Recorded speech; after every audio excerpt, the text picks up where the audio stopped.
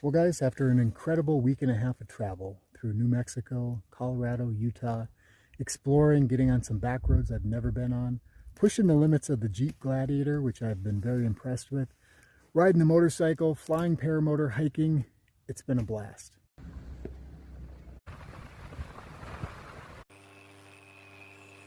Colton and I spent a couple days in Moab. We got to fly, we got to hike out to the Corona Arch.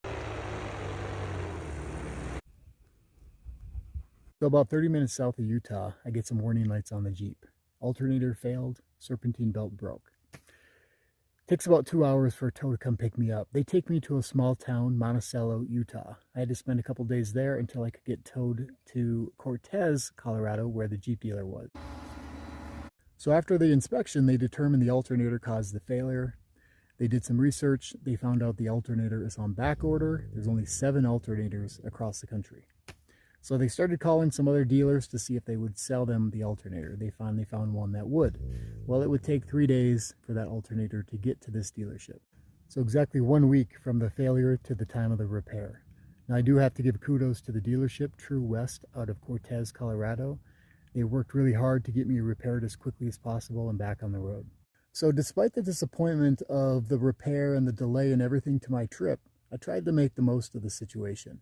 I explored Cortez for a few days on the motorcycle and found it to be a beautiful area, a place I might want to live someday.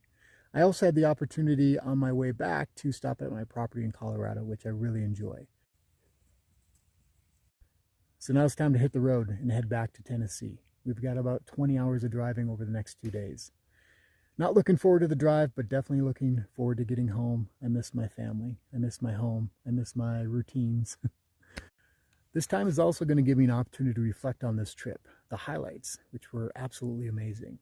And then there were low points. There was a lot of frustration with this process, not just dealing with the tow companies or the service center, but the fact that an alternator, which is a very common part, takes so long to get and it's on back order. If not for that, the company that towed me was all ready to replace that alternator. So what could have been just a 3-hour delay and a repair ended up turning into a 7-day repair. That's how life goes sometimes. We just got to roll with the punches. And I've learned a lot about myself during this time and just a lot about travel and how I want to prepare more for the future. In the end, I cannot complain. Life is amazing. And I feel like the universe was really supportive of me during this trip. The weather was great, gave me an opportunity to explore on the motorcycle. And this, just the entire trip in itself, everything went really smooth. Outside of one little issue with this guy. But I still love the truck. Let's get on the road, head back to Tennessee.